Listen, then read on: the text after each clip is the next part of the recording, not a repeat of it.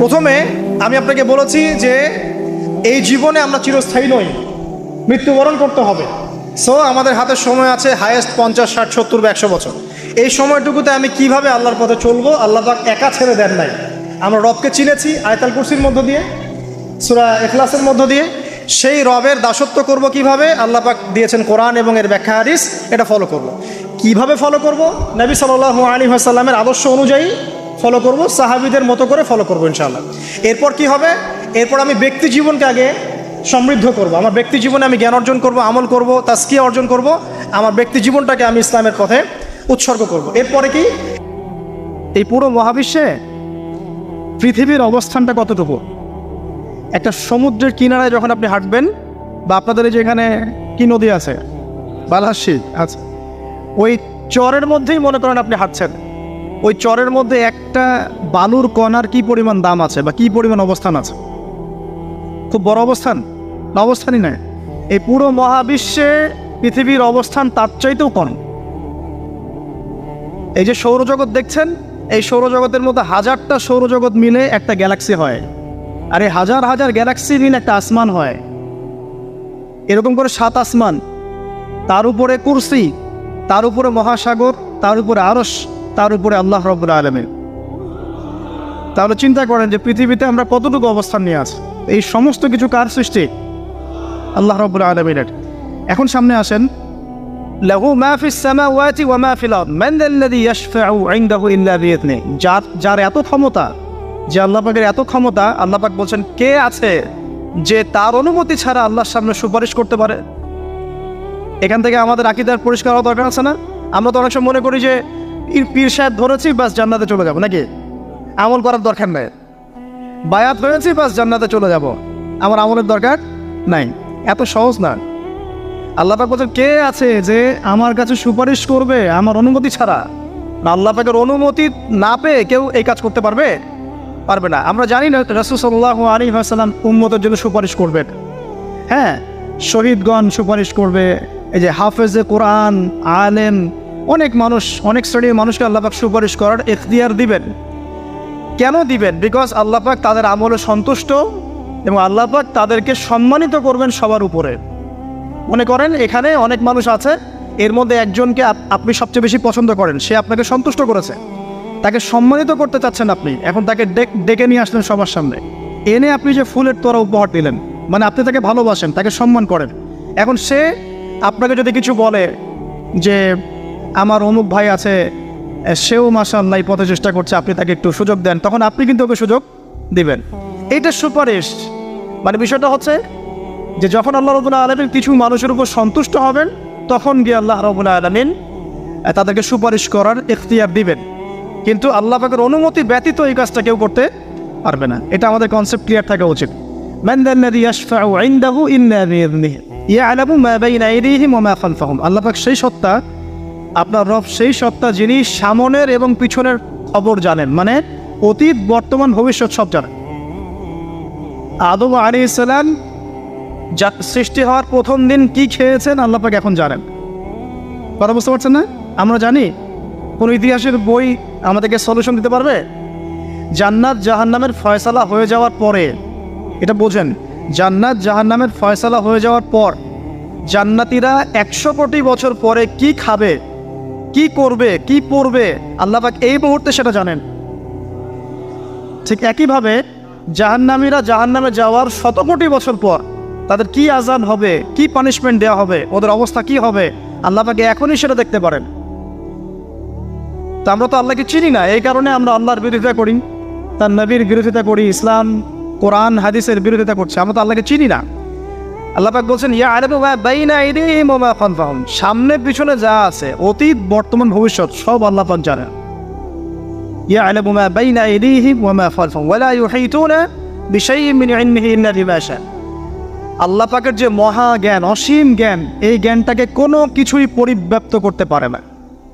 এই যে ইসলামের এগেনস্টে যত প্রশ্ন করা হয়, আল্লাহকে কে সৃষ্টি করলো, ইসলামে ওই বিধান কেন, হ্যাঁ পর্দা কেন, কেন বহুবিবাহ, কেন এইটা, কেন সেইটা, এই যে যত প্রশ্ন এখন করা হয় মুক্ত চিন্তার নামে, এটার একমাত্র কারণ কি জানেন?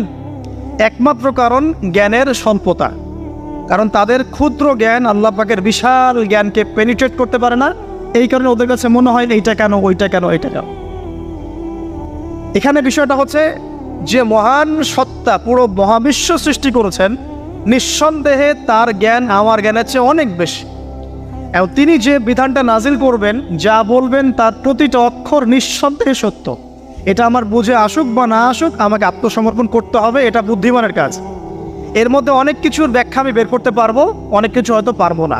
যেটা পারবো সেটা আলহামদুলিল্লাহ, যেটা পারবো না ইনশাল্লাহ আগামীতে হয়তো সেটা বের হবে, হবে না? কোরআন দিয়ে প্রত্যেকটা যুগ এবং জিজ্ঞাসার জবাব দেওয়া হয়েছে না।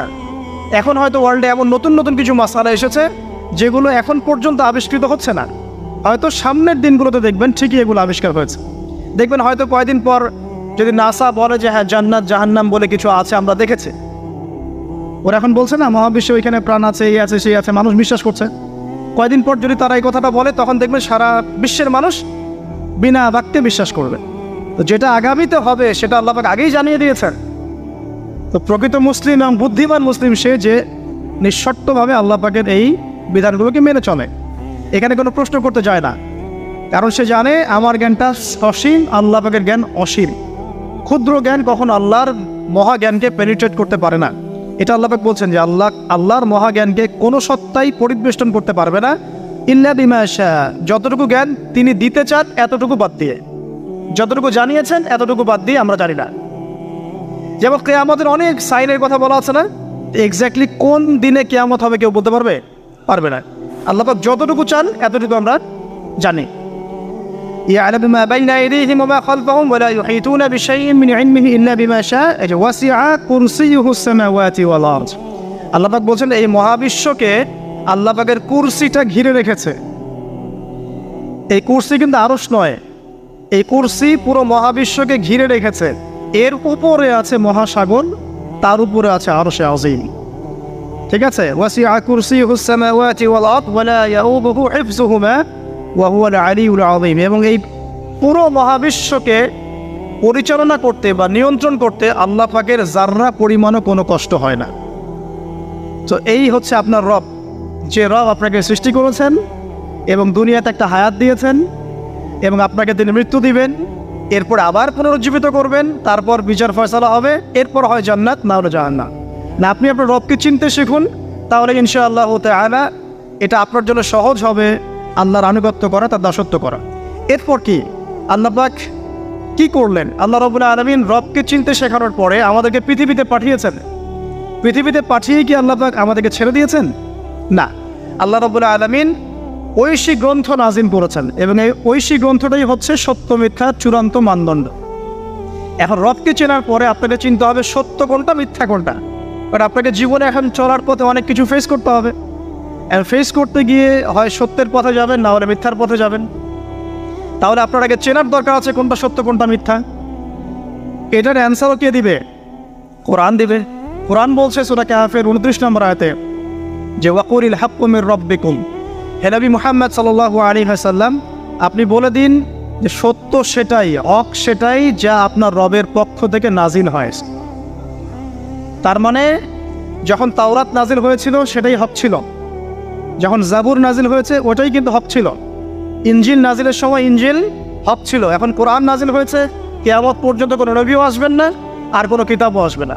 তাহলে কোরআন এবং এর ব্যাখ্যা সুন্নাহই হচ্ছে সত্য মিথ্যার চূড়ান্ত মানদণ্ড। এখন দুনিয়াতে চলার পথে আপনি এখন একটা গাইডেন্স পেলেন। আমি যে এখন রবকে চিনেছি, রবকে পেতে হবে, রবের কাছে ফিরতে হবে, জান্নাতে যেতে হবে, আমার গাইডেন্স লাগবে। অ্যান্ড গাইডেন্স কি পেলেন? কোরআন এবং হাদিস। এটাই হচ্ছে সত্যের চূড়ান্ত মানদণ্ড। আল্লাহ পাক অন্য আয়াতে বলেছেন ওয়াকুলিল হাক্কু মির রাব্বিকুম ফালা তাকুনান্না মিনাল মুমতারিন, জেনে রাখো যে সত্য আল্লাহর পক্ষ থেকে আসে এবং তোমরা সন্দেহবাদীদের অন্তর্ভুক্ত হয়েও না। কোরআন সম্পর্কে আল্লাহ পাক এমন কথাও বলেছে সূরা হামিম সিজদার মধ্যে, তানজিলুম মিন হাকিমিন হামিদ। এই কোরআন হচ্ছে এমন একটা সত্তার পক্ষ থেকে এসেছে যে সত্তা হচ্ছে প্রশংসিত এবং মহিমান্বিত। লা ইয়াতিহিল বাতিলু মিন বাইনি ইয়াদাইহি ওয়ালা মিন খালফিহি। কোরআন এমন একটা কিতাব যার ডান বাম সামন পিছন কোনো দিক থেকেই বাতিল তাকে স্পর্শ করতে পারে না। সুবহানাল্লাহ। তো আপনি একটা গাইডেন্স পেলেন যে কী ফলো করবেন আপনি। ঠিক আছে, আল্লাহ পাক এটা কিন্তু সূরা বাকারাতেও বলেছেন কুল নাহবিতু মিনহা জামিআ, তোমরা পৃথিবীতে নেমে যাও। ফাইম্মা ইয়াতিয়ান্নাকুম মিন্নি হুদান, তোমাদের কাছে আমার পক্ষ থেকে হেদায়েত আসবে। ফামান তাবিআ হুদায়া, যারা আমার হেদায়েত মেনে চলবে, ফালা খাউফুন আলাইহিম ওয়ালা হুম ইয়াহজানুন, তাদের কোনো ভয় নাই, কোনো দুশ্চিন্তাও নাই। ওয়াল্লাযীনা কাফারু ওয়া কাযযাবু বিআয়াতিনা, যারা কুফরি করবে এবং আমার আয়াতকে মিথ্যা প্রতিপন্ন করবে, উলাইকা আসহাবুন নার, এরা হবে জাহান্নামের অধিবাসী, হুম ফিহা খালিদুন। তাহলে আপনি গাইডেন্স কিন্তু পেয়ে গেলেন। কোত্থেকে আসবে গাইডেন্স? আছে না নাই? অনেকেই বলে কোরআনই যথেষ্ট, হাদিসের প্রয়োজন নাই। মূল কথা হচ্ছে এই যে এই কথার মধ্য দিয়ে আপনি কোরআনকে অস্বীকার করেছেন। আমি আপনাকে দেখাচ্ছি সূরা হাশরের 7 নম্বর আয়াতে আল্লাহ পাক বলছেন যে রাসূল যা দেন, ওয়া মা আতাকুমুর রাসূলু ফাখুযু, রাসূলুল্লাহ সাল্লাল্লাহু আলাইহি ওয়াসাল্লাম তোমাদেরকে যা দেন তোমরা সেটা গ্রহণ করো। ওয়া মা নাহাকুম আনহু ফান্তাহু, এবং রাসূল সাল্লাল্লাহু আলাইহি ওয়াসাল্লাম যা থেকে বিরত থাকতে বলেছেন বিরত থাকো। এই যে রাসূল যা দেন, রাসূল যা বিরত থাকতে বলেন, এটা কোথায় আছে? হাদিসে। তাহলে আপনি যদি হাদিস না মানেন তাহলে কোরআনের এই আয়াতটি ফলো করতে পারছেন না। এমন অনেক বিধান আপনি পাবেন যেগুলোর মূলনীতি কোরআনে দেয়া আছে, ব্যাখ্যা হাদিসে দেয়া আছে।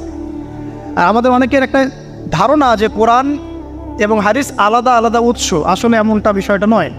কোরআন এবং হাদিস একই উৎস থেকে এসেছে, একই সত্তার পক্ষ থেকে আসা অভ্রান্ত সত্যের উৎস। ওয়া মা ইয়ানতিকু আনিল হাওয়া ইন হুয়া ইল্লা ওয়াহয়ুন ইউহা, আল্লাহ পাক বলছেন রাসূল সাল্লাল্লাহু আলাইহি ওয়াসাল্লাম নিজের মন গড়া কোনো কথাই বলেন না, তিনি সে কথাটাই বলেন যা আল্লাহ তাকে ওহী করেন। রাসূল যে বলেছেন এই যে দাড়ির কথা, টুপির কথা, এই যে আপনার পাগড়ির কথা, টাকলুর উপরে কাপড়ের কথা, এগুলোর মন থেকে বলেন নাই, নিজের ইচ্ছা থেকে বলেন নাই, আল্লাহ পাকের আদেশ এসেছে বলেই বলেছে। প্রতিটা কথাই আল্লাহর ওয়াহী। এই কারণে এখানে কোরআন এবং হাদিস দুটো শাস্ত্র হয়েছে, আলটিমেটলি দুটোই কিন্তু একই উৎস থেকে আসা। এখন আপনি গাইডেন্স পেলেন দুনিয়াতে কী কী ফলো করে চলবেন। এখন এই কোরআন এবং হাদিস কি হাতে ধরিয়ে দেওয়া যথেষ্ট? মানে কোরআন একটা বই দিয়ে দিলাম, একটা হাদিসের বই দিয়ে দিলাম, বাস এখন জীবন চলেন, পারবেন? পারা যায় না। এটা কি এত সহজ? কোরআন ধরিয়ে দেওয়া হলো, হাদিস ধরিয়ে দেওয়া হলো, এখন আপনাকে বলা হলো আপনি চলেন, তাই কি হবে? হবে না। এই কারণে আল্লাহ রাব্বুল আলামিন শুধু হেদায়েত পাঠিয়েই ক্ষান্ত হন নাই, নবী রাসূলও পাঠিয়েছে। আমি কি বুঝতে পারছি? আল্লাহ পাকের দয়া দেখেন। এবং নবী রাসূল পাঠাতে পাঠাতে কেউ বলে 1,24,000, কেউ বলে 2,24,000, তাই না? সংখ্যাটা যাই হোক না কেন, সর্বশেষ নবী হিসেবে আপনি পাচ্ছেন নবী মুহাম্মদ সাল্লাল্লাহু আলাইহি ওয়াসাল্লামকে। এবং এই নবী মুহাম্মদ সাল্লাল্লাহু আলাইহি ওয়াসাল্লামের মধ্য দিয়ে আল্লাহ পাক কোরআন সুন্নাহ আমল করিয়ে দেখিয়েছেন যে কীভাবে আমল করে জান্নাতে যেতে হবে। তাহলে আপনি রবকে চিনলেন, গাইডেন্স পেলেন, এবার রাসূলও পাচ্ছেন, একজন মুর্শিদ পাচ্ছেন, আপনি একজন পথ প্রদর্শক পাচ্ছেন। কাকে ফলো করবেন, কিভাবে ফলো করবেন? আল্লাহ পাক নামাজ পড়তে বলেছেন, যেভাবে ইচ্ছা সেভাবে নামাজ পড়তে পারবো না। রাসূল যেভাবে নামাজ পড়েছেন ওইভাবে পড়তে হবে। রোজা রাখতে বলেছেন, আমি কি ইচ্ছা মতো রোজা রাখতে পারবো? পারবো না। রাসূল যেভাবে রেখেছেন ওইভাবে রাখতে হবে। জাকাত দিতে বলেছেন, আপনি কি যা ইচ্ছা তাই জাকাত দিবেন?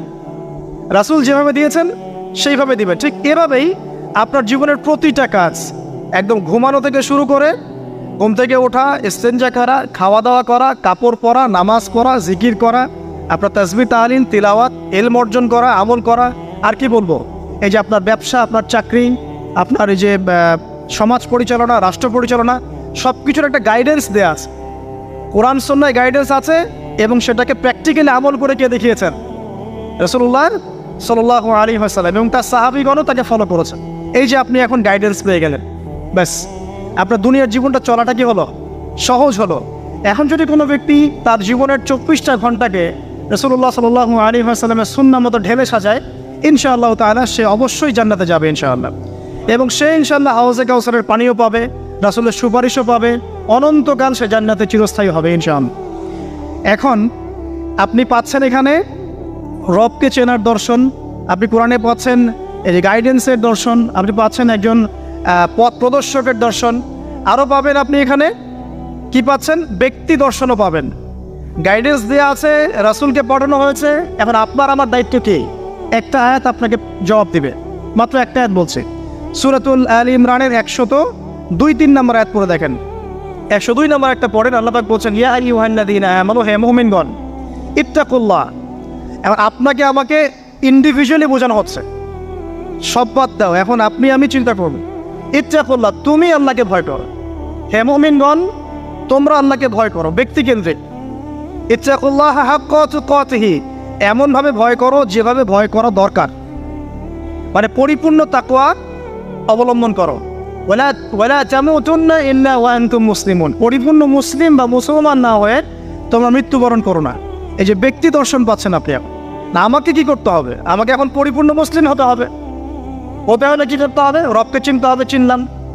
গাইডেন্স, পথ প্রদর্শক লাগবে, পেলাম। আমার কিতাব লাগবে, পেলাম। ওর ব্যাখ্যা লাগবে, পেলাম। এবার আমি ব্যক্তি দর্শনও পেলাম যে আমাকে এখন নিজেকে মুসলিম হতে হবে। মানুষের কথা পরে, আমার পরিবার পরে, আমার রাষ্ট্র পরে, আমার সমাজ পরে, আগে আমি, সবার আগে আমি নিজে, কারণ আমাকে আমার রবকে ফেস করতে হবে একা একা। আল্লাহ পাক সূরা মারিয়ামে বলেছেন, এই পৃথিবীতে যত মানুষ আছে এরা সবাই একা একা একজন একজন করে আল্লাহর কাছে হিসাব দেবে। একসাথে 10 জনের হিসাব দেবে না। চিন্তা করতে পারেন পৃথিবীতে কত কোটি মানুষ চলে গেছে, আর কত কোটি মানুষ আছে, আর কত কোটি মানুষ আসবে। সবার হিসেব হবে একা একা, একজন একজন করে। এবং তাদের মাঝখানে কোনো দোভাষীও থাকবে না। ভাষা বুঝি না এমনও না, তারা ভাষা বুঝবে। এই জন্য আমরা বলি যে মানুষের মৌতের সাথে সাথেই ভাষা কি হয়ে যাবে? আরবি। জি, এই জন্য জীবন থাকতে আরবিটা শেখার, আরবিটা শিখলে কোরআন জানতে পারবেন, বুঝতে পারবেন। আল্লাহ পাক তৌফিক দান করুন, আমিন। তো দেখুন, প্রথমে ব্যক্তির কথা বলা হচ্ছে, সব কিছু বাদ দেন। ইয়া আইয়ুহাল্লাযীনা আমানু, হে মুমিনগণ, তোমরা আগে নিজেদের নফসের খবর নাও, ঠিক আছে? ইত্তাকুল্লাহ, আল্লাহকে ভয় করো, হাক্কা তুকাতিহি, ভয় করার মতো ভয় করো। ওয়ালা তামুতুন্না ইল্লা ওয়া আনতুম মুসলিমুন, পরিপূর্ণ মুসলিম না হয়ে মৃত্যুবরণ করুন। এখন পরিপূর্ণ মুসলিম হতে হলে আমার কী করতে হবে? এক কথা, সহজ কথা, কোরআন এবং হাদিসে যা আছে মেনে চলতে হবে এবং রাসূলুল্লাহ সাল্লাল্লাহু আলাইহি ওয়াসাল্লামের আদর্শ ফলো করতে হবে। এটা ফলো করতে গিয়ে যদি আমি হোঁচট খাই, পড়ে যাই, তাহলে কি হবে? আবার উঠবেন, আবার ওযু করবেন, আবার নামাজে দাঁড়াবেন, তওবা করবেন। জীবনের একটা পর্যায়ে পর্যন্ত মনে করেন আপনি হেদায়েতের পথে ছিলেন না, কি করবেন? আজই তওবা করে ফিরে আসবেন। আল্লাহকে বলবেন, আল্লাহ যা নামাজ কাজা করেছি, যা রোজা কাজা করেছি, আল্লাহ মাফ করে দাও। আগামী দিনগুলোতে ইনশাআল্লাহ আমি নামাজ রোজা কাজা করবো না। আগামী দিনগুলোতে মৃত্যু পর্যন্ত আমি কোরআন সুন্নাহ মেনে চলবো ইনশাআল্লাহ। তওবা করে ফিরে আসা। ব্যক্তি ভালো হলে পরিবার ভালো হবে না? পরিবারগুলো ভালো হয়ে গেলে সমাজটা ভালো হবে না ইনশাআল্লাহ? আর এই রাষ্ট্রটা কি সমাজের বাইরে না ভিতরে? সমাজ নিয়ে রাষ্ট্র হয় না, রাষ্ট্র নিয়ে সমাজ হয়? রাষ্ট্রবিজ্ঞান পড়েন, সমাজবিজ্ঞান পড়েন, সমাজ নিয়েই কিন্তু রাষ্ট্র। আগে কিন্তু এই বর্তমান সময়কার এই গ্লোবাল রাষ্ট্রের কাঠামোটা ছিল না। কিন্তু প্রাচীন গ্রিকের দর্শন পড়েন, ওদের ফিলোসফিগুলো পড়েন, ওখানে কিন্তু ছোট ছোট নগর রাষ্ট্র ছিল, ছোট ছোট নগর রাষ্ট্র, এগুলোই তখন রাষ্ট্রের ভিত্তি ছিল। মদিনা কি তখনকার এখনকার এরকম বড় ইউনাইটেড নেশনসের মধ্যে ছিল? ওই ছোট্ট একটা কাঠামো ছিল, ওটাই রাষ্ট্র ছিল।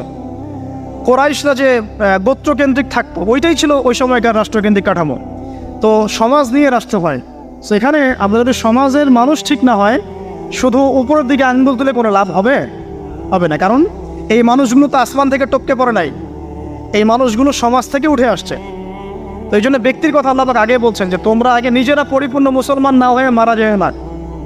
আর সূরা মাইদা আল্লাহ পাক বলছেন, ইয়া আইয়ুহাল্লাযীনা আমানু, হে মুমিনগণ, আলাইকুম আনফুসাকুম, তোমরা নিজেরা নিজেদের নফসের খবর আগে নাও। লা ইয়াদুররু মান দাল্লা ইন ইহতাদাইতুম, তোমরা যদি হেদায়েতের উপর থাকো, যারা পথভ্রষ্ট হয়ে গেছে, এই পথভ্রষ্টতা তোমাদের কোনো ক্ষতি করবে না।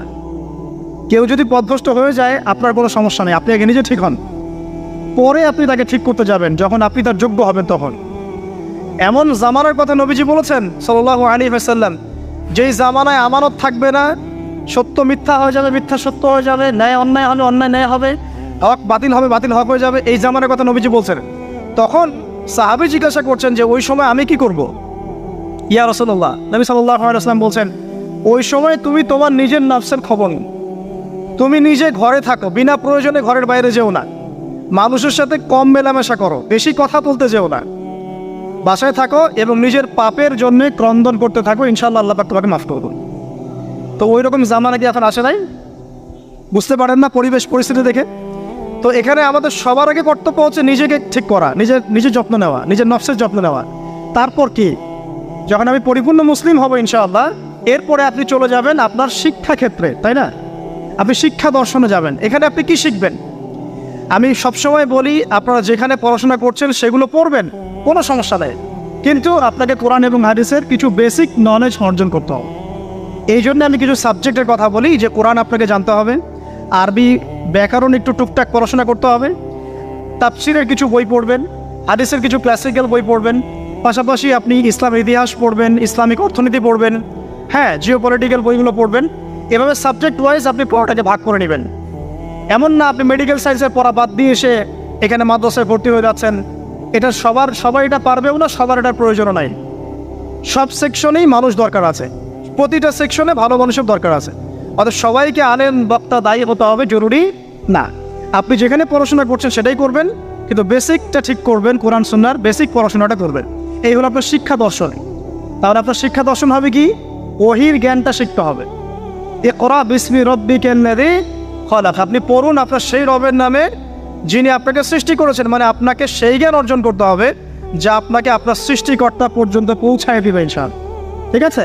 এমন জ্ঞান অর্জন করতে যায় না যেই জ্ঞান অর্জন করলে আপনি সৃষ্টিকর্তা থেকে দূরে সরে যাবেন, এই জ্ঞান অর্জন করতে যায়। এবার আসেন, আপনি মুসলিম হচ্ছেন, ইলম অর্জন করছেন, এবার কি লাগে? রিজিক লাগে, তাই না? খাবার দাবার চলতে হবে, পৃথিবীতে আমাকে চলতে হবে। এখন চলার জন্য আপনার রিজিক লাগবে, হয় ব্যবসা বা চাকরি বা অন্য কোনো সেক্টর, আপনাকে চলতে হবে। এখানে কি ইসলাম কোনো কথা বলে নাই? অবশ্যই বলেছে। কোরআন এখানে কি বলছে? আমাদেরকে অর্থনীতির কি দর্শন দিচ্ছে কোরআন? আল্লাহ পাক সহজ সরল কথা বলছেন যে ইয়ামহাকুল্লাহু রিবা ওয়া ইউরবিস সাদাকা। দেখো, অর্থনৈতিক জীবনে চলার ক্ষেত্রে রিবা থেকে বেঁচে থাকবে, কারণ রিবা বা সুদ তোমার সম্পদটাকে সংকুচিত করে ফেলবে, আর সদকা দান জাকাত এটা তোমার সম্পদকে বৃদ্ধি করতে পারে। কথা কি বুঝতে পারছেন? তার মানে ইসলামিক অর্থনীতি একটা ভিত্তি পেলাম, জাকাত দান সাদাকা, ঠিক আছে? আর রিবা থেকে দূরে থাকবে। আল্লাহ পাক আরও বলছেন যে ফাহাল্লাল্লাহুল বাইআ ওয়া হাররামার রিবা, আল্লাহ পাক ব্যবসাকে হালাল করেছেন, রিবাকে কি করেছেন? হারাম। তার মানে আপনি একটা গাইডেন্স পেলেন, আপনাকে ব্যবসা করতে হবে, আপনাকে সুদে যাওয়া যাবে না। আপনি ব্যবসা করেন কোনো সমস্যা নাই, বাট সুদে গেলে প্রবলেম। এই ব্যাপারে আল্লাহ পাক আরও বলছেন ইয়া আইয়ুহাল্লাযীনা আমানু হে মুমিনগণ ইত্তাকুল্লাহ, আল্লাহকে ভয় করো, ওয়া যারু মা বাকিয়া মিনার রিবা, তোমরা সুদের অবশিষ্ট সব অংশগুলো ছেড়ে দাও, সুদের লভ্যাংশগুলো ছেড়ে দাও, চক্রবৃদ্ধি হারে সুদ খেও না। ওয়াইল্লাম তাফআলু, তোমরা যদি এটা না ছাড়ো তাহলে ফাযারু বিহারবি মিনাল্লাহি ওয়া রাসূলিহি, তাহলে আল্লাহ এবং তার রাসূলের সাথে যুদ্ধের ঘোষণা শুনে রাখবেন। তো এখানে আপনি জীবনে চলার পথে রিজিকের আপনি গাইডেন্স পেলেন। ব্যবসা করবেন আলহামদুলিল্লাহ, চাকরি করবেন আলহামদুলিল্লাহ, আপনি দান সাদকা করবেন, যাকাত দিবেন, এগুলো সব পারমিটেড। কিন্তু আপনি রিবায় যেতে পারবেন না, মজুদদারি, কালোবাজারি, দুর্নীতি এগুলোতে যেতে পারবেন, এটা প্রহিবিটেড, বাপে কম দিতে পারবেন না। মানে আল্লাহ পাক আপনাকে জীবনে চলার পথে রিজিকের সোর্সের ব্যাপারেও গাইডেন্স দিলেন কোরআন থেকে। ঠিক আছে? তো এখানে আমরা ইনশাআল্লাহ তাআলা যারা সুদের সাথে সম্পৃক্ত আছি আজকে তওবা করে ফিরে আসবো ইনশাআল্লাহ। কারণ আপনার তাকদিরে যে রিজিকটা আছে, এই রিজিক না শেষ করে আপনি পৃথিবী থেকে বিদায় নেবেন না। আপনার জন্য চয়েস দুইটা, এই রিজিকটা কি আপনি হারাম পথে যাচ্ছেন নাকি হালাল পথে যাচ্ছেন? হারাম পথে চাইলে ওই পথে আল্লাহ পাক আপনাকে দিবেন, রিজিক শেষ করবেন, মৃত্যুবরণ করবেন। আর হালাল পথে চাইলে ওই পথে আল্লাহ পাক দিবেন, আপনি রিজিক শেষ করবেন, তারপর মৃত্যুবরণ করবেন, তার আগে মরবেন না ইনশাআল্লাহ। আল্লাহ পাক কথাগুলো বোঝার তৌফিক দান করুন, আমিন। এই যে ব্যবসা বাণিজ্য চাকরি বাকরি হয়ে গেল, এখন কি আপনার পরিবারের ব্যাপার আছে। আমি শেষ করে দিচ্ছি, আপনার পরিবারের কিছু ব্যাপার আছে। এখন পরিবার গঠন করবেন, মাশাআল্লাহ, এখানে কি কোরআন গাইডেন্স দেয় নাই? অবশ্যই দিয়েছে। সূরা তাহরিম এর 6 নম্বর আয়াত পড়ে দেখেন, আল্লাহ পাক বলছেন যে ইয়া আইয়ুহাল্লাযীনা আমানু হে মুমিনগণ কু আনফুসাকুম ওয়া আহলিকুম নারা, তুমি নিজে জাহান্নামের আগুন থেকে বাঁচো, তোমার পরিবারবর্গ সবাইকে জাহান্নামের আগুন থেকে বাঁচাও। এখন পরিবার গঠন করতে হলে আমার এইটা মেনে চলতে হবে, মানে এমন পরিবার গঠন করতে হবে যেই পরিবারের সদস্যরা আল্লাহকে ভয় করে, রাসূলের আদেশ মেনে চলে, নামাজ কালাম ঠিক মতো পড়ে, দিনের বুঝ আছে, ফরজ ওয়াজিব সুন্নত মুস্তাহাব মেনে চলে, পর্দা মেনে চলে। এমন পরিবার গঠন করা ছাড়া অন্য জায়গায় যাওয়া যাবে না। কারণ আমাদেরকে এমন পরিবার গঠন করতে আল্লাহ পাক বলেছেন যে পরিবারের সদস্যদেরকে তুমি জাহান্নামের আগুন থেকে বাঁচাবে। তো এখানে আমি পারিবারিক দর্শন পেলাম।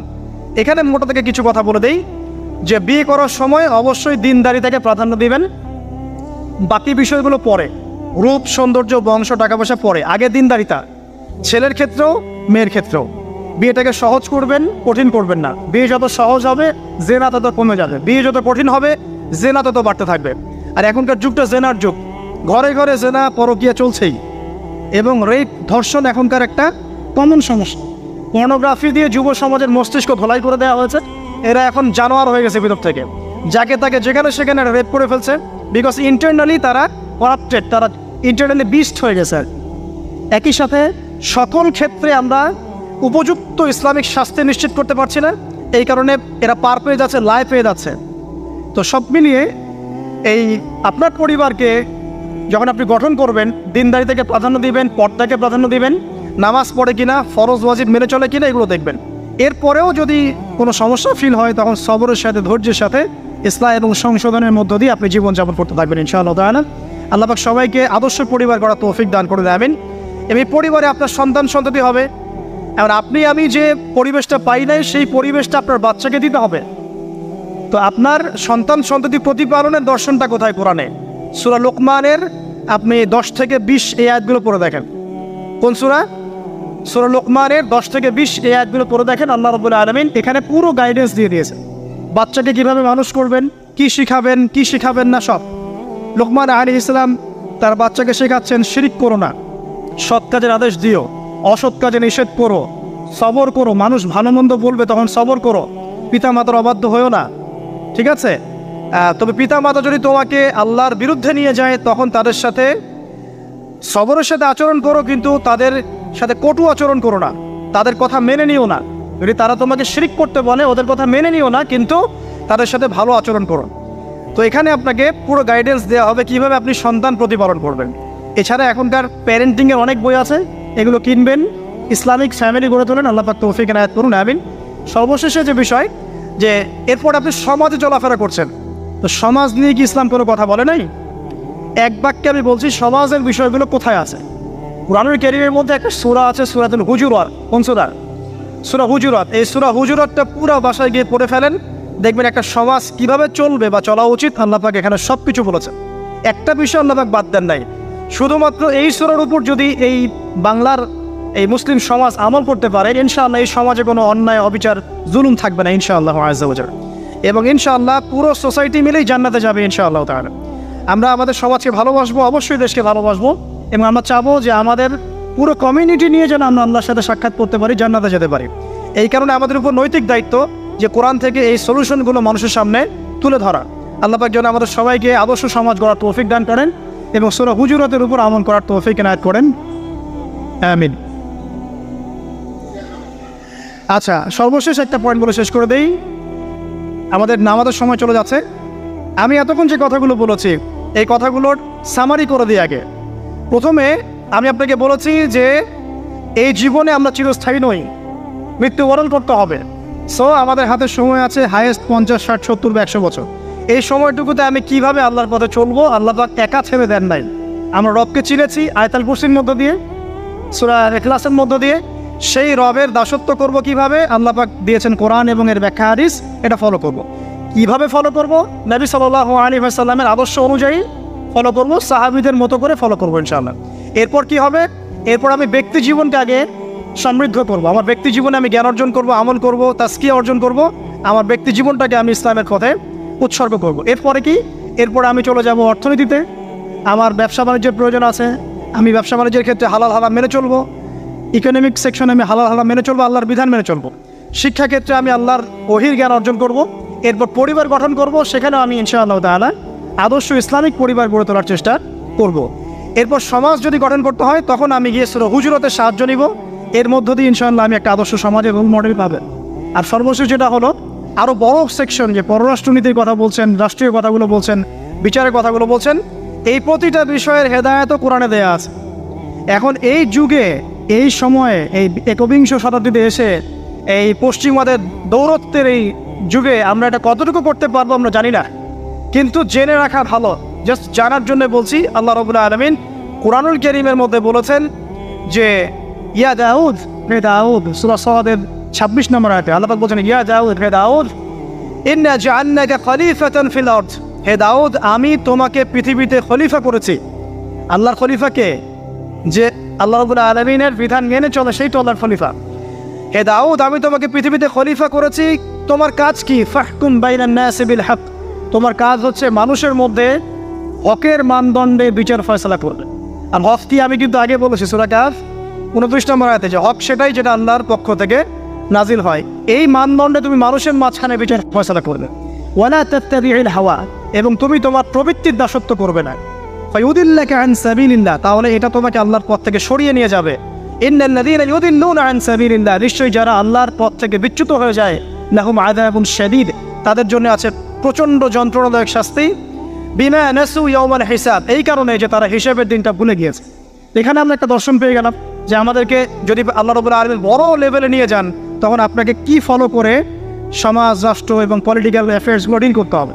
জানি আমি আপনাদের চেয়ে খুব ভালো করে জানি যে এটা বর্তমান বিশ্বে অলমোস্ট ইম্পসিবল। বর্তমান বিশ্বের যে কাঠামো, ঈসা ইবনে মারইয়াম এবং মাহদী আসার আগ পর্যন্ত এটা ইম্পোজ করা অলমোস্ট ইম্পসিবল। তারপরে আমরা জেনে রাখছি, বিকজ এটা জানার অধিকার তো আপনাদের আছে। আল্লাহ পাক সূরা মাইদা আরও বলেছেন, ওয়ামান লাম ইয়াহকুম বিমা আনজালাল্লাহু ফাউলাইকা হুমুল কাফিরুন। সূরা মাইদা পড়েন 44, 45, 47 তিনটা আয়াত পড়বেন। আল্লাহ পাক বলছেন, যে ব্যক্তি বা যারাই আল্লাহ পাকের নাজিলকৃত বিধান অনুযায়ী ফয়সালা করছে না, তারা জালেম, তারা ফাসেক, তারা কাফের। আল্লাহ পাক বলেছেন, আমার কথা নয়। আল্লাহ পাক আরও বলছেন, যখন তোমরা পলিটিক্যাল অ্যাফেয়ার্সে যাবে, ওয়ালা তাত্তাখিযুল ইয়াহুদা ওয়ান নাসারা আউলিয়া, তোমরা ইহুদি এবং নাসারাদেরকে বন্ধু রূপে গ্রহণ করো না। এই আয়াতটা তেলাওয়াত করলে আমাদের মিডল ইস্টের যারা আছে শাসকরা, তাদের কলিজা কাঁপা শুরু হয়ে যায়।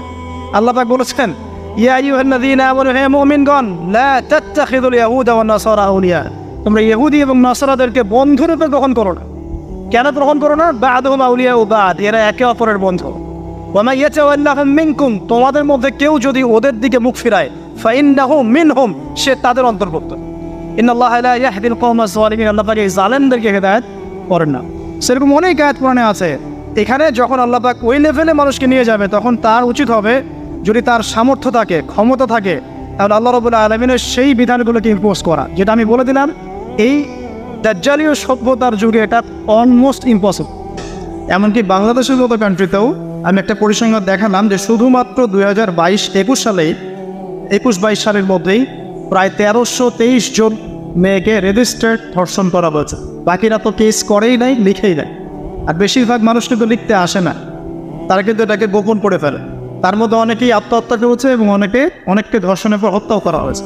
ঠিক আছে, এবং এদের মধ্যে কিন্তু 20+ বাচ্চা মেয়েরাও আছে। তো এই জায়গা থেকে আসলে এগুলোর কারণ কি, উত্তরের ব্যাট কি, ইসলাম এই বিষয়ে কোনো সমাধান দেয় কি না, ঠিক আছে, বা ইসলাম কিভাবে এই জাহিলিয়াতগুলোকে দূর করে একটা আলোকিত সমাজ প্রতিষ্ঠা করবে, এবং আমাদের করণীয় কি, এই বিষয়গুলো কি জানা দরকার নেই? আচ্ছা, কারণ যদি আমেরিকার মতো অবস্থা আল্লাহ না করুক হয়, যেমনটা বললাম, প্রতি 6 জনে একটা মেয়ে রেপ হচ্ছে, তার মানে প্রতি 6টা পরিবারে একটা মেয়ে ধর্ষণের শিকার। ওই 6টা পরিবারের মধ্যে আপনার আমার পরিবার থাকবে না, এমনটা হতে পারে? নাও হতেন। তো আপনারও কেউ থাকতে পারে, আমারও কেউ থাকতে পারে, নাউযুবিল্লাহ, না করুন। তো তারপরে তো আইন শাসন সে তার জায়গায় কাজ করবে, কিন্তু যা চলে যাওয়ার তা তো চলেই গেল।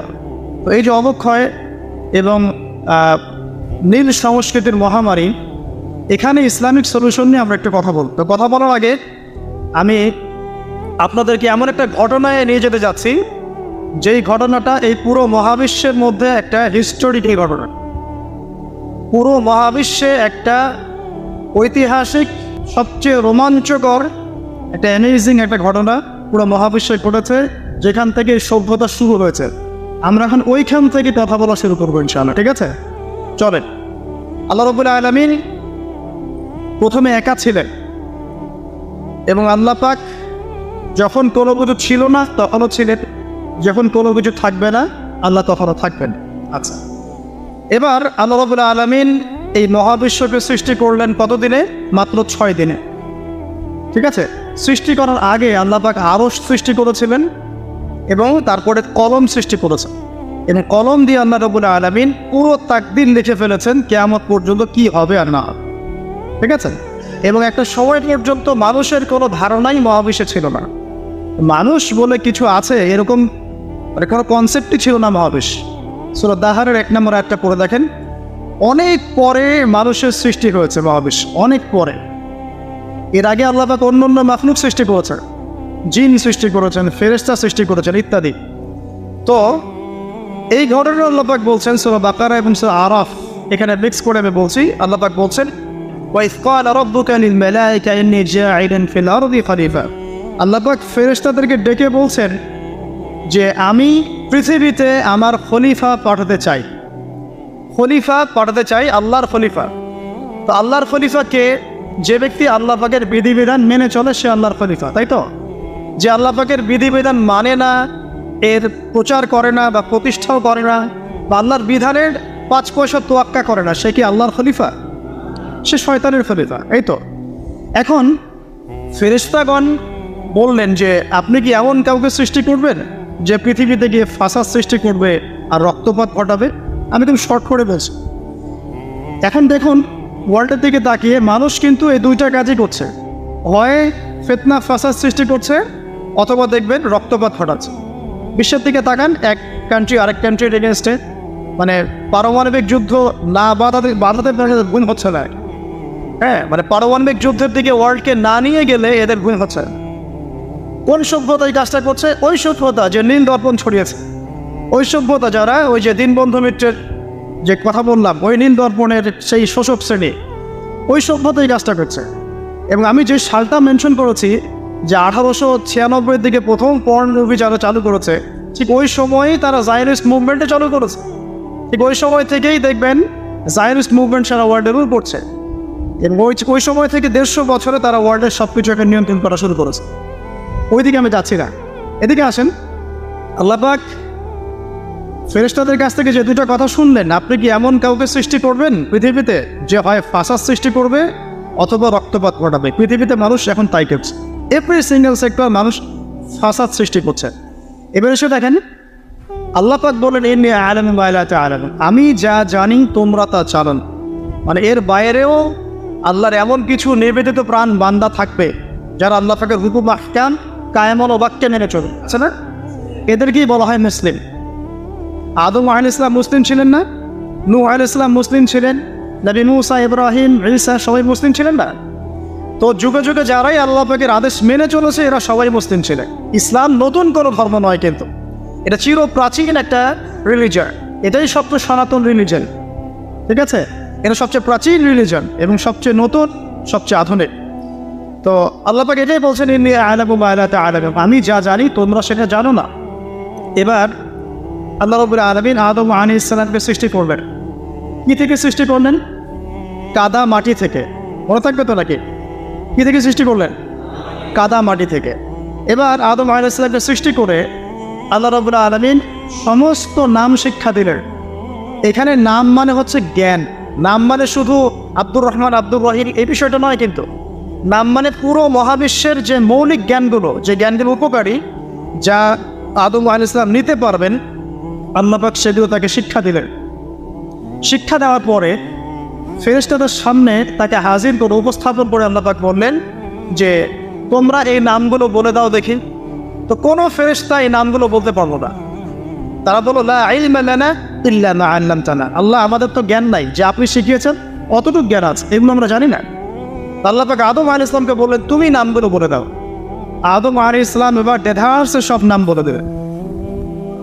তো এই জ্ঞানতাত্ত্বিক বিজয়ের ফলেই আল্লাহ রাব্বুল আলামিন এবার বললেন ওয়াইজ কুলনা লিল মালাইকাতি ইসজুদু লিআদম। আল্লাহ পাক এবার ফেরেশতাদেরকে বললেন তোমরা এখন আদমকে সিজদা করো। তো আল্লাহ পাক সমস্ত ফেরেশতাদেরকে দিয়ে আমাদের পিতা আদম আলাইহিস সালামকে সিজদা করালেন। একটু ভেবে দেখুন যে আমাদের পিতা আদম আলাইহিস সালাম, তাকে আল্লাহ পাক পুরো মহাবিশ্বের সমস্ত ফেরেশতাদেরকে দিয়ে সিজদা করিয়েছে। আমরা সেই আদমের সন্তান। তো এখন যখন আমরা নামাজ পড়ি না, যাকাত দেই না, রোজা রাখি না, হ্যাঁ, সুদ খাই, ঘুষ খাই, জেনা করি, দুর্নীতি করি, তখন কি আমাদের মধ্যে এই ফিলিংসটা কাজ করে যে আমরা সে আদমের সন্তান আলাইহিস সালাম? আমাদের পিতাকে আল্লাহ পাক এত সম্মানিত করেছিলেন, ফেরেশতাদেরকে দিয়ে সিজদা করিয়েছেন। আমরা কিন্তু এটা ফিলিংস আমাদের মধ্যে কাজ করে না। যাই হোক, আল্লাহ পাক বললেন ফাসাজাদু, সবাই সিজদা করলো ইল্লা ইবলিস। কে করলো না? ইবলিস করলো না। একটা নতুন সত্তাকে পেলাম, এর নাম কি? ইবলিস। এ কি ফেরেশতা না জিন? এ জিন, কানা মিনাল জিন। আচ্ছা, সে জিনদের মধ্যে একজন ছিল। সে কিন্তু অনেক জ্ঞানী ছিল এবং আল্লাহ পাকের অনেক বেশি ইবাদত করেছিল এবং মহাবিশ্ব সম্পর্কে কিন্তু ওর জ্ঞান আছে, ঠিক আছে? এবার আসেন, সিজদা না করার কারণ হিসেবে আল্লাহ পাক তাকে জিজ্ঞাসা করলেন মা মানাআকা, আল্লা তাসজুদা ইযা আমারতুক, তোমাকে যে আমি আদেশ করলাম আদমকে সেজদা করো, তুমি কেন সেজদা করলেন? আল্লাহ পাক তাকে জিজ্ঞাসা করলেন কেন সেজদা করবেন? মা মানাআকা, কি তোমাকে বারণ করব? আল্লাহ পাকে জিজ্ঞাসা করার কোনো দরকার আছে? আল্লাহ পাকের আদেশ লঙ্ঘন করেছে, আল্লাহ পাক বের করে দিতে পারতেন, তাই না? আল্লাহ পাক জিজ্ঞাসা করলেন, দেখেন কৈফিয়ত, জবাবদিহিতা। এবার ইবলিস বলছে যে আনা খায়রুম মিন, আমি তার চেয়ে উত্তম, আমি আদমের থেকে উত্তম। খলাকতানি মিন নার ওয়া খলাকতাহু মিন তিন, আমাকে তুমি সৃষ্টি করেছো আল্লাহ আগুন দিয়ে, আদমকে সৃষ্টি করেছো মাটি দিয়ে, আমি কেন তাকে সিজদা করব? তাহলে এখানে ইবলিস আল্লাহকে বোঝানোর চেষ্টা করছে যে আল্লাহ আপনি ভুল, আমি সঠিক না। ব্যাপারটা তাই না, যে আমি তার থেকে উত্তম, আমি কেন তাকে সিজদা করব? সে তো মাটির তৈরি, আমি তো আগুনের তৈরি। মানে সে নিজেকে সঠিক প্রমাণ করার চেষ্টা করলো এবং আদা ওয়াস্তাকবার, সে অবাধ্য হলে অহংকারে প্রদর্শন করল। অহংকার করা, অবাধ্য হওয়া এবং এই বাতিল কেয়াস, এর ফলশ্রুতিতে আল্লাহ পাক তাকে বললেন যে তুমি এখান থেকে বের হয়ে যাও, ফাখরুজ মিনহা ফাইন্নাকা রাজিম, এখান থেকে বের হয়ে যাও, তুমি হচ্ছে অভিশপ্ত। ঠিক আছে, মাযমুমান মাদউরা, অভিশপ্ত হয়ে লাঞ্ছিত হয়ে এখান থেকে নেবে। এখানে অহংকার করার তোমার কোনো অধিকার নাই। এবার এই জায়গা থেকে আসল জায়গা শুরু। আসেন আমাদের নীল সহ স্মৃতিটা মাথায় রাখেন, ঠিক আছে? এবার ইবলিস চ্যালেঞ্জ করছে আল্লাহকে, রব্বি আনজিরনি ইলা ইয়াউমি ইউবআসুন। ইবলিস আল্লাহকে বলছে রব্বি, ইবলিস আল্লাহকে বলছে রব্বি, হে আমার রব, আনজিরনি, আমাকে অবকাশ দিন, ইলা ইয়াউমি ইউবআসুন, ওই দিন পর্যন্ত যেই দিন সবাইকে পুনরুত্থিত করা হবে, মানে কিয়ামত দিবস পর্যন্ত আমাকে অবকাশ দিন। তাহলে কিয়ামত যে হবে এই জ্ঞানটা আগে থেকেই ছিল মহাবিশ্বে, এটা নতুন কোনো জ্ঞান না, আগে থেকেই সবাই জানতো কিয়ামত হবে। তো ইবলিস এখন ওই সুযোগটা চাচ্ছে, আমাকে কিয়ামত পর্যন্ত অবকাশ দিন, আয়াত দিন। আল্লাহ পাক বললেন ফাইন্নাকা মিনাল মুনযারিন, যাও তোমাকে অবকাশ দেওয়া হবে। এবার ইবলিস বলছে ফাবিমা আগওয়াইতানি, হে আল্লাহ, যে আদমের কারণে তুমি আমাকে এই যে বের করে দিলে, ফাবিমা আগওয়াইতানি লাআকুদান্না লাহুম সিরাতাকাল মুস্তাকিম। চ্যালেঞ্জটা শোনেন, একটু মনে রাখেন, আমাদের পিতাকে সম্মানিত করা হয়েছে, ইবলিস তাকে সিজদা করে নাই, ইবলিসকে বের করে দেওয়া হয়েছে। ইবলিস এবার চ্যালেঞ্জ করছে, যে আদমের কারণে তুমি আমাকে আজকে বের করে দিলে আল্লাহ, আমি ওর সরল পথে ওত পেতে বসে থাকব। সারা জীবন এই কথাটা মনে রাখলে আমরা লাভবান হব। চান শয়তান ওত পেতে বসে আছে, শুধু তাই না, সুম্মা লাআতিয়ান্না মিন বাইনি আইদিহিম, এরপরে অবশ্যই আমি তার সামন থেকে আসব। কার সামন থেকে? আদম এবং তার সন্তানদের।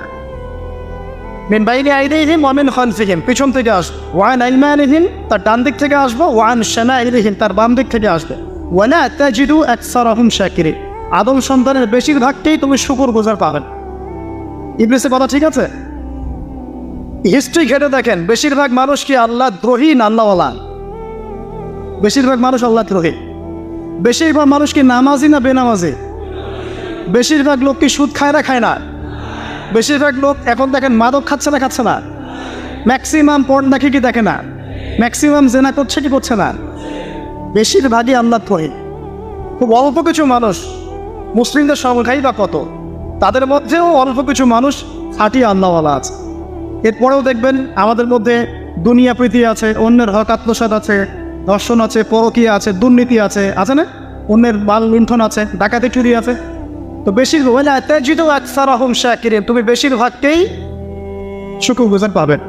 আচ্ছা ঠিক আছে, আল্লাহ পাক শুনলেন, তাকে বেরো করে দিলেন। এবার আদম আলাইহিস সালামকে ডেকে তার পাঁজর থেকে হাওয়া আলাইহিস সালামকে সৃষ্টি করবেন। ইনি হচ্ছেন ইতিহাসের পুরো মহাবিশ্বের প্রথম নারী, কে? হাওয়া আলাইহিস সালাম, এবং তিনি ছিলেন সবচেয়ে সুন্দরী নারী। এটা অনেকে জানে না। আমরা দুইজন নারীর কথা এসেছে সবচেয়ে সুন্দরী, একজন হাওয়া আলাইহিস সালাম, একজন হচ্ছেন ইব্রাহিম আলাইহিস সালামের স্ত্রী সারা আলাইহিস সালাম। আপনারাও সুন্দরী নেককার স্ত্রী পাবেন ইনশাআল্লাহ, যদি আপনার নিজে পবিত্র থাকে। নিজে পবিত্র না থাকলে দেখবেন পবিত্র মেয়ে পাবেন। আর এই যুগে পবিত্র থাকা কত কঠিন বললাম, 92% পর্ন দেখে, 92% পর্ন দেখে। আছে এবার আসেন, ইয়া আদম, আল্লাহ পাক ডেকে বলছেন আদম আলাইহিস সালামকে, ইয়া আদম উসকুন আনতা ওয়া যাওজুকাল জান্নাহ, তুমি আর তোমার স্ত্রী দুজনে এখন জান্নাতে থাকো।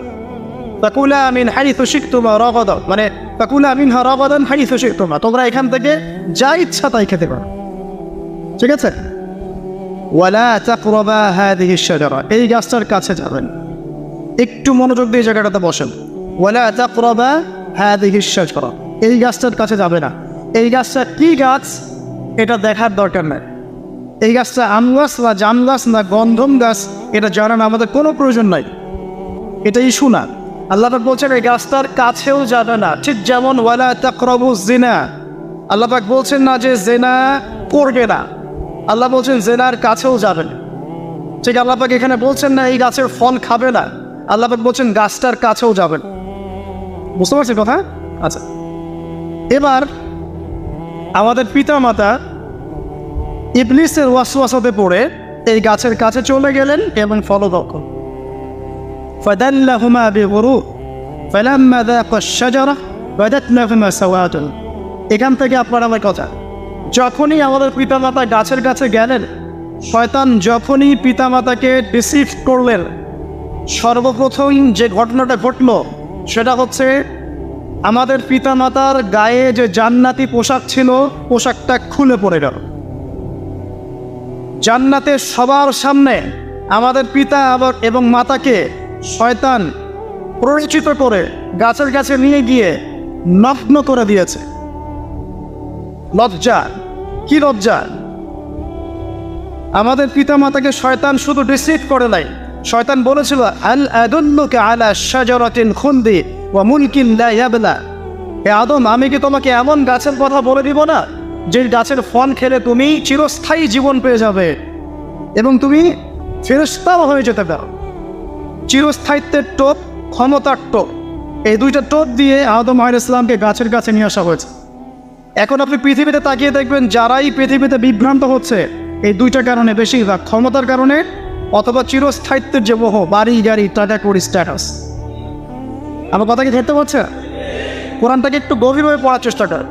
এবার ফল খাওয়ার সাথে সাথেই আল্লাহ পাক তাদেরকে বের করে দেননি, না, ফল খাওয়ার সাথে সাথে পুরো মহাবিশ্বে প্রথমবারের মতো আদম আলাইহিস সালাম এবং হাওয়া আলাইহিস সালাম তাদের গায়ের পোশাক খুলে পড়ে গেছে, তারা নগ্ন হয়ে গেছে। একটু পরে আমি আরেকটা প্রশ্ন আছে আপনাদের। এরপর আল্লাহ রাব্বুল আলামিন কি বলছেন? আল্লাহ পাক বলছেন যখনই গা থেকে কাপড়টা খুলে পড়ে গেল তখন আমাদের পিতা মাতা কি করলেন? জান্নাতের পাতাগুলোকে ছিঁড়ে ছিঁড়ে লজ্জাস্থান ঢাকা শুরু করল। কি লজ্জা! ওখানে অনেক ফেরেশতা ছিলেন হয়তো।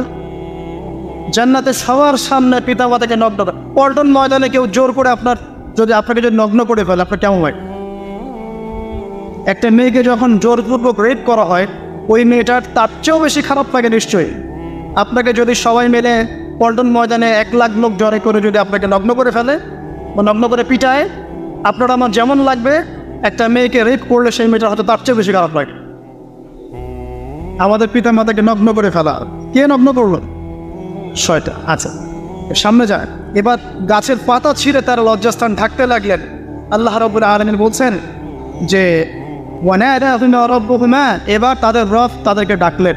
আল্লাহ পাক ডেকে বললেন আলাম আনহাকুমা আন তিলকুমা শাজারা, আমি কি তোমাদেরকে এই গাছ থেকে নিষেধ করি নাই, এই গাছের কাছে যাবে না? ওয়া আকুল লাকুমা ইন্নাশ শাইতানা লাকুমা আদুউন মুবিন, আর আমি কি তোমাদেরকে বলি নাই যে শয়তান তোমাদের প্রকাশ্য শত্রু? আমি কি তোমাদেরকে এটা বলি নাই?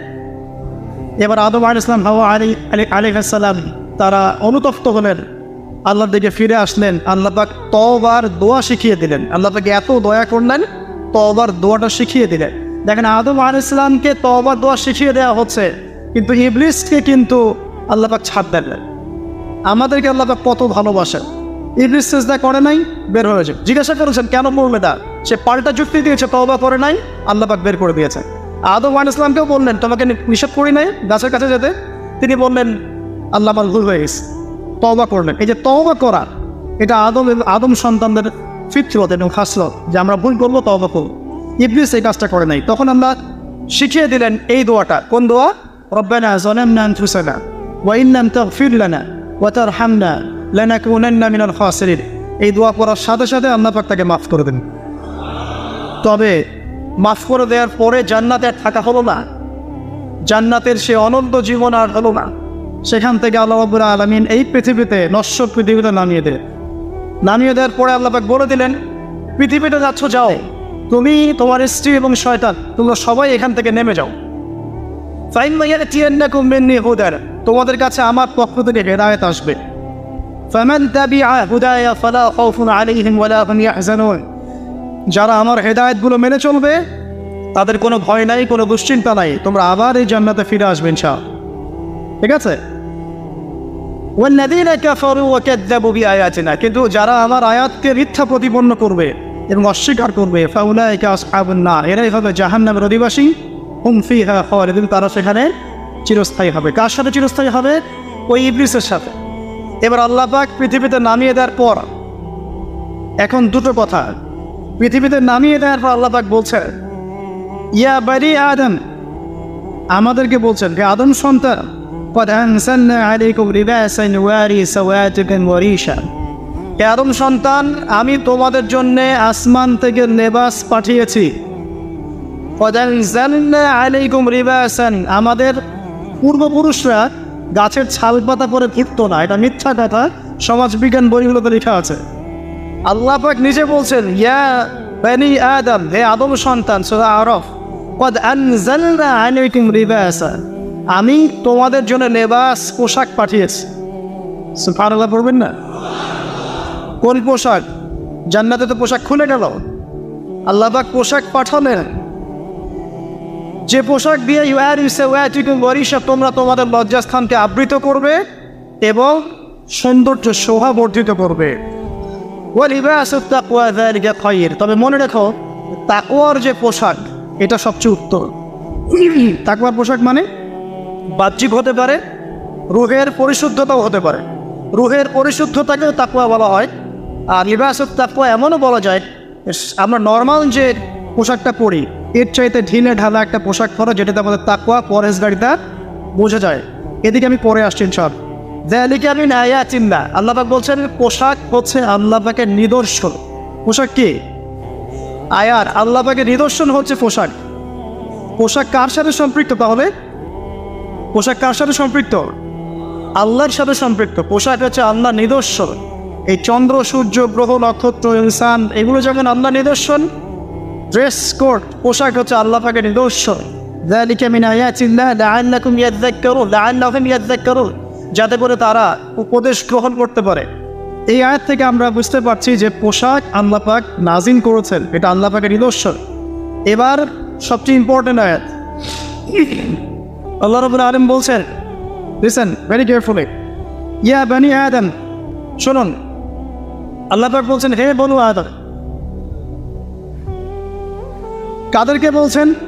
বনু আদম মানে কারা? আমরা। আল্লাহ পাক এবার আমাদেরকে বলছেন, ইয়া বানি আদম, হে বনু আদম, লা ইয়াফতিনান্নাকুমুশ শাইতান, খুব ভালো করে শোনেন ভাই। সেজদা ইবলিস করলো না, অহংকার প্রদর্শন করলো, আল্লাহর সাথে চ্যালেঞ্জ করলো, আল্লাহ রাব্বুল আলামিন ওকে বের করে দিলেন। আদম আলাইহিস সালাম এবং আমাদের মাকে জান্নাতে রাখলেন, ফলের গাছের কাছে যেও না, চলে গেলেন। তারপর তারা নগ্ন হয়ে গেলেন, পোশাক খুলে পড়ে গেল। এত কিছুর পরেও আল্লাহ পাক ক্ষমা করে দিলেন, ক্ষমা করে দুনিয়াতে হেদায়েত পাঠালেন, আবার জান্নাতে যাওয়ার প্রতিশ্রুতি দিলেন, পোশাকও নাজিল করলেন। এবার আরও একটা কথা বলছেন আল্লাহ, এটা হচ্ছে লা ইয়াফতিনান্নাকুমুশ শাইতান, দেখো তোমাদেরকে শয়তান যেন ওর ফিতনায় না ফেলে। লা ইয়াফতিনান্নাকুমুশ শাইতান কামা আখরাজা আবাওয়াইকুম মিনাল জান্নাহ, ঠিক যেভাবে শয়তান তোমাদের পিতা মাতাকে জান্নাত থেকে বের করে দিয়েছিল, এভাবে শয়তান যেন তোমাদেরকে আর ফিতনায় ফেলতে না পারে। মানে পৃথিবীতে শয়তান যেন তোমাদেরকে এমনভাবে প্ররোচিত করতে না পারে তোমরা আবার জান্নাতে যাওয়া থেকে বঞ্চিত হয়ে যাও, আবার জাহান্নামের পথে হেঁটে যাও। মনে রেখো যে ইয়ানজিউ আনহুমা লিবাসাহুমা লিয়ুরিয়াহুমা সাওআতিহিমা, এটা হচ্ছে কথা। তোমরা মনে রেখো, হে বনু আদম, তোমরা মনে রেখো যে শয়তান কিন্তু তোমাদের পিতা মাতার পোশাক খুলে ফেলেছে, যাতে করে তাদের সতর এবং লজ্জাস্থান উন্মোচিত হয়ে যায়। ইন্নাহু ইয়ারাকুম হুয়া ওয়া কাবিলুহু মিন হাইসু লা তারাউনাহুম। শয়তান এবং তার দলবল তোমাদেরকে এমন জায়গা থেকে দেখতে পারে যেখানে তোমরা তাদেরকে দেখতে পারো না। খুব ইম্পর্টেন্ট কথা, আল্লাহ পাক খুব সতর্ক করছেন আমাদেরকে যে বনু আদম তোমাদেরকে শয়তান যেন আবার ফিতনায় ফেলতে না পারে, ঠিক যেমন করে তোমাদের পিতা মাতাকে ফিতনায় ফেলেছে। মনে রেখো, তোমাদের পিতা মাতাকে কিন্তু শয়তান গায়ের কাপড় খুলে ফেলেছে। তাহলে এখান থেকে আমরা কি বোঝাচ্ছে? আর এখনকার সিচুয়েশন কেন? গায়ের পোশাক, পর্দা, শালীনতা, ঠিক আছে, তাকওয়ার পোশাক, এগুলো যেন আমাদের গা থেকে কেউ খুলতে না পারে, আল্লাহ পাক এখানে সর্বোচ্চ সতর্ক করছেন আমাদের। ঠিক আছে কথা? তাহলে বোঝা যাচ্ছে যারা এখন আমাদের গা থেকে এই শালীনতার পোশাককে খুলে ফেলতে চায় তারা নিঃসন্দেহে শয়তানের এজেন্ট হয়ে কাজ করছে। কোরআন থেকে মিলছে কি দলিল? কোরআন থেকে কি দলিল মিলেছে? আল্লাহ পাক বলছেন শয়তান থেকে সতর্ক থেকো, কারণ শয়তান কিন্তু তোমাদের পিতা মাতার গা থেকে পোশাক খুলে ফেলেছিল জান্নাতে। অতএব তোমরা দুনিয়াতে যখন থাকবে তোমাদের গায়ের পোশাক, তোমাদের স্ত্রী সন্তান, তোমাদের পর্দা, তোমাদের রুচিবোধ, তোমাদের যে আত্মিক শুভ্রতা বা আধ্যাত্মিকত্ব এবং একই সাথে তোমাদের তাকওয়ার পোশাক, এগুলোকে হেফাজত করো। এগুলো যেন তোমাদের গা থেকে কেউ খুলতে না পারে। শয়তান কিন্তু খুলেছিল জান্নাতে। তাহলে আমরা বুঝতে পারছি যে এখনকার এই চলমান বিশ্বে যে সভ্যতাই বলেন, যে দেশই বলেন, যে সংগঠন বলেন, যে গুটি কয়েক মানুষ বলেন, বা যে কোনো মুভমেন্টের কথাই বলেন, বা কোনো দর্শন বা স্কুল অফ থট, যারা ক্লোথ খুলে ফেলার, ড্রেস কোড উঠিয়ে দেওয়ার, নগ্নতা, অশালীনতার প্রচার প্রসারের পিছনে কাজ করছে, বুঝতে কি বাকি আছে এরা কার এজেন্ট? এরা কার হয়ে কাজ করছে? কোরআন কি কথা বলছে না? তাহলে কোরআনের সূরা আরাফটা পড়ুন, তাহলে বুঝতে পারবেন।